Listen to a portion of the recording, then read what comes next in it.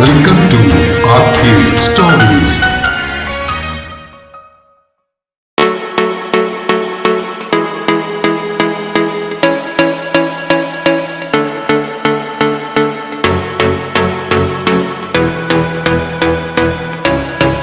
പ്രിയ പ്രണയിനി ഭാഗം 14.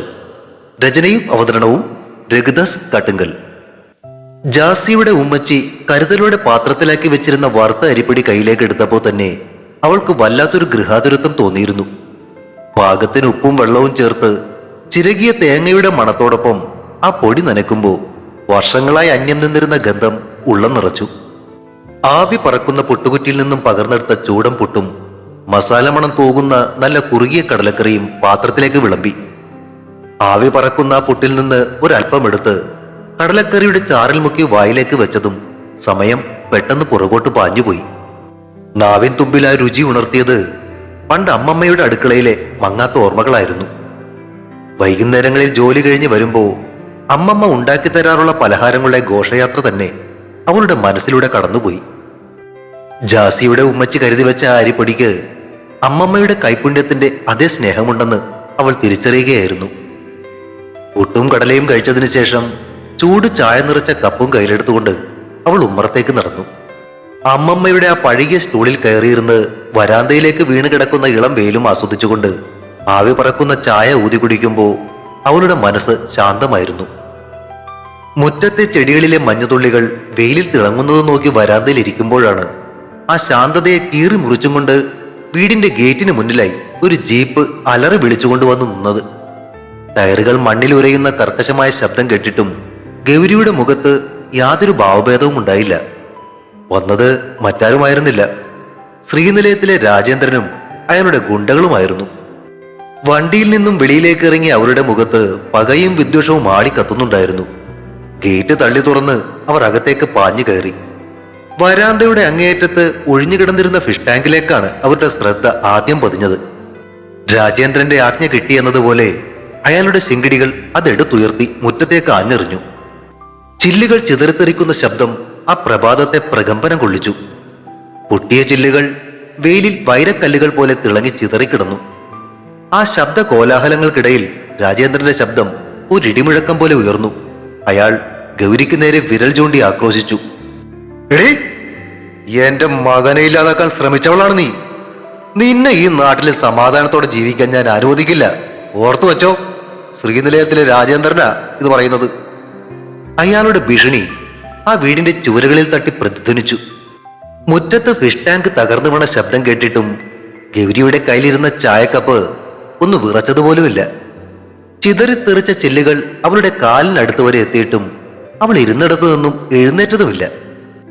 രാജേന്ദ്രൻ തൊണ്ട പൊട്ടുമാർ ഉച്ചത്തിൽ അലറി വിളിക്കുമ്പോഴും ഗൗരിയുടെ ശ്രദ്ധ ചായക്കപ്പിൽ നിന്നുയരുന്ന ആവിയിലായിരുന്നു.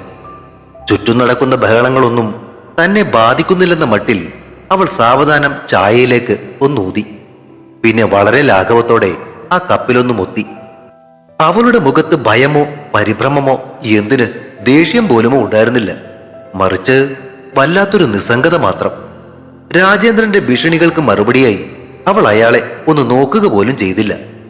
മുറ്റത്തു നിന്ന് കുരയ്ക്കുന്ന തെരുവ് നായ്ക്കളെ അവഗണിക്കുന്നത് പോലെ അവൾ അയാളുടെ സാന്നിധ്യം തന്നെ അവഗണിച്ചു കളഞ്ഞു.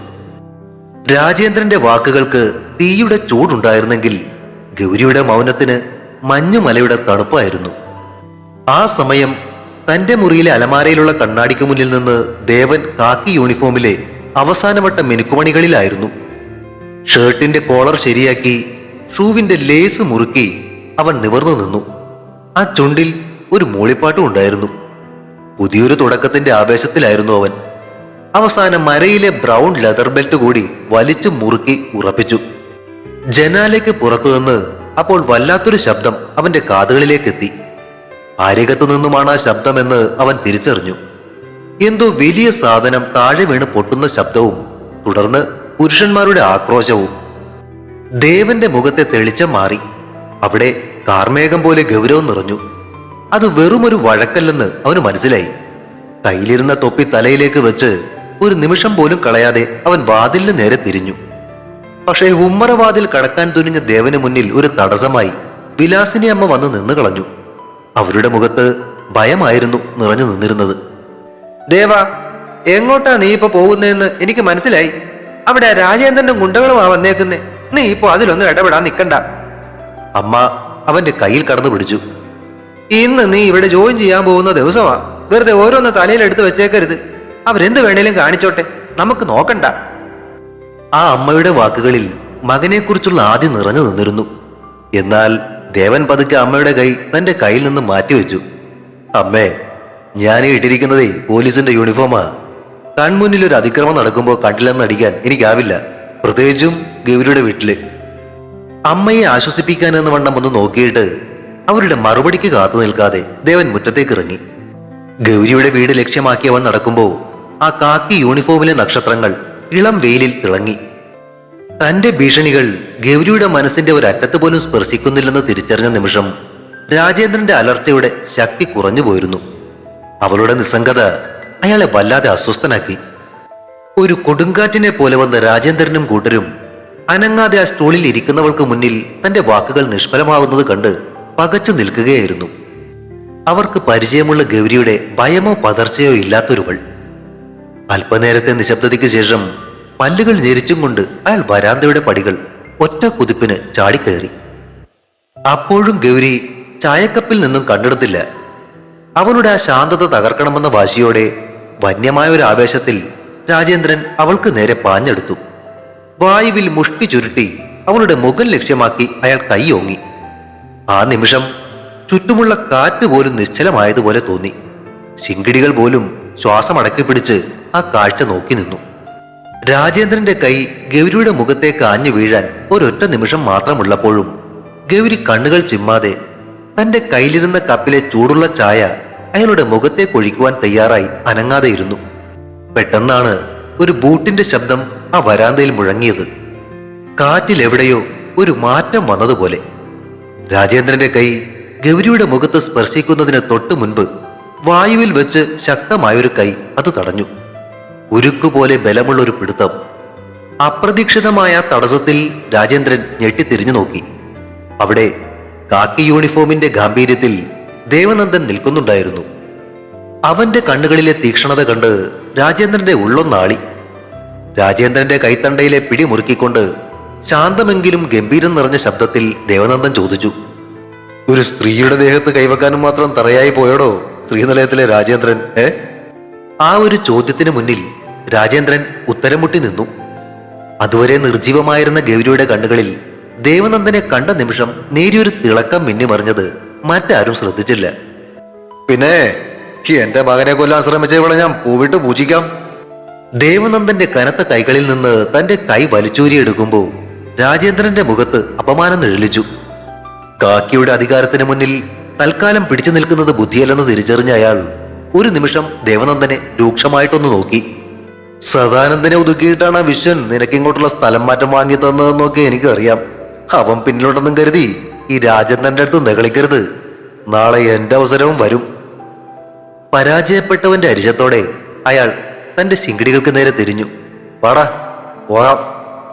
പല്ലുകൾ കടിച്ചും കൊണ്ട് അയാൾ തിരിഞ്ഞു നടക്കാൻ തുടങ്ങി. ഗേറ്റിനടുത്തേക്ക് ഏതാനും ചുവടുകൾ അയാൾ വെച്ചതേയുള്ളൂ. പെട്ടെന്നാണ് വരാന്തയിൽ ഒരനക്കം കേട്ടത്. അതുവരെ ഒരു പ്രതിമ പോലെ ഇരിക്കുകയായിരുന്ന ഗൗരി തന്റെ കയ്യിലിരുന്ന ചായക്കപ്പ് സാവധാനം അരമതലിന്റെ മുകളിലേക്ക് വെച്ചിട്ട് എഴുന്നേറ്റു. അവളുടെ മുഖത്തെ നിസ്സംഗത മാറിയിരുന്നു. പകരം അവിടെ തീക്ഷണമായ ഒരു തീരുമാനത്തിന്റെ തിളക്കമുണ്ടായിരുന്നു. രാജേന്ദ്രൻ ഗേറ്റ് കടക്കും മുൻപ് ഗൗരിയുടെ ശബ്ദം അവിടെ മുഴങ്ങി. നിൽക്ക്! രാജേന്ദ്രന്റെ കാലുകൾ തറഞ്ഞുപോയി. അയാൾ സംശയത്തോടെ തിരിഞ്ഞു നോക്കി. ഗൗരി നോട്ടം നേരെ ദേവനന്ദനിലേക്ക് തിരിച്ചു. അവളുടെ കണ്ണുകളിൽ അപ്പോൾ ദേവന് പരിചയമുണ്ടായിരുന്ന മൃദുത്വമായിരുന്നില്ല, മറിച്ച് ഒരു പോലീസ് ഉദ്യോഗസ്ഥനെ നോക്കുന്ന ഗൗരവമായിരുന്നു. അവൾ രാജേന്ദ്രന് നേർക്ക് വിരൽ ചൂണ്ടി. സർ, ഇയാൾ ഇങ്ങനെ വിടാൻ പറ്റില്ല. എന്റെ വീട് അതിക്രമിച്ച് ഒരു സാധനങ്ങൾ നശിപ്പിച്ചതിനും എന്നെ വധിക്കുമെന്ന് ഭീഷണിപ്പെടുത്തിയതിനും ഇയാൾക്കെതിരെ എനിക്ക് പരാതിയുണ്ട്. ഇപ്പോൾ തന്നെ എന്നെ മൊഴി എടുക്കണം. ഗൗരിയുടെ ഉറച്ച വാക്കുകൾ കേട്ട് സ്വന്തം കാതുകളെ വിശ്വസിക്കുവാനാവാത്തതുപോലെ രാജേന്ദ്രൻ തരിച്ചു നിന്നു. ദേവന്റെ കണ്ണുകളിൽ അവളുടെ ധൈര്യം കണ്ടിട്ടെന്നതുപോലെ നേരിയൊരു പുഞ്ചിരി വിരിഞ്ഞു. 6 വർഷങ്ങൾക്ക് ഇപ്പുറമുള്ള ഗൗരിയുടെ ആ മാറ്റം നോക്കി കാണുകയായിരുന്നു അവൻ ഉൾപ്പെടെ അവിടെ നിന്നിരുന്നവർ. തുടരും. പ്രിയ പ്രണയിനി അടുത്ത ഭാഗം ഉടൻ പ്രതീക്ഷിക്കുക. സബ്സ്ക്രൈബ് ചെയ്യാത്തവരുണ്ടെങ്കിൽ ദയവായി സബ്സ്ക്രൈബ് ചെയ്ത് സപ്പോർട്ട് ചെയ്യണേ. കൂടാതെ കഥ ഇഷ്ടമാകുന്നവർ ഒരു ഇമോജിയെങ്കിലും അഭിപ്രായമായി ഒന്ന് കുറിച്ചിട്ട് പോകണേ. Thank U.